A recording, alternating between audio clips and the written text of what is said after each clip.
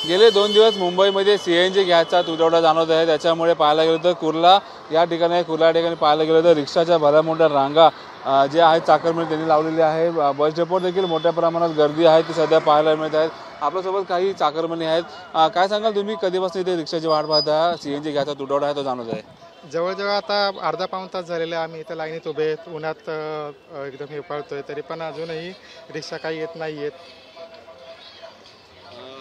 अजून काही आपल्यासोबत आहेत। तुम्ही इथे कधीपासून उभे आहात? सीएनजी गॅसचा तुटवडा आहे, कामावर निघाले आहात, उशीर देखील झाला आहे। अर्धा तास झालाय आम्ही थांबलोय, पण ऑटो काही थांबत नाही ना। जसं ऑटो येते तसे लोक डायरेक्टली चढतात, त्याच्यामध्ये लाईन वगैरे काही फॉलो नाही होत आता, बिकॉज ऑटोचा तुटवडा आहे त्याच्यामुळे खूप प्रॉब्लेम होतो।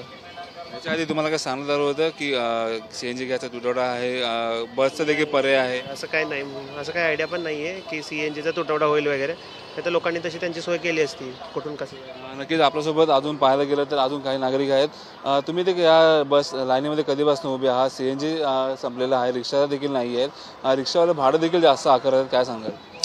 यहाँ रिक्शा बहुत दिक्कत हो रही है। यहाँ पे जाने के लिए हम लोग 1 घंटे से यहाँ पे लाइन पे खड़े हैं, बस रिक्शा मिल नहीं रहा है। 1 घंटे से हम लोग कंटिन्यू लाइन पे धूप में खड़े हैं, फिर प्रॉब्लम हो रही है।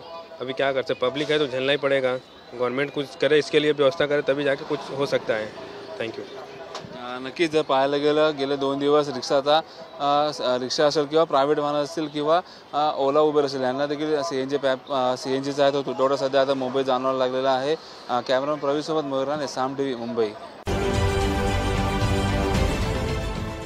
देश विदेशातील प्रत्येक घडामोडींचे लाईव्ह अपडेट मिळवण्यासाठी आता साम टीव्हीच्या सर्व सोशल मीडिया प्लॅटफॉर्मला लाईक, फॉलो आणि सबस्क्राईब करा।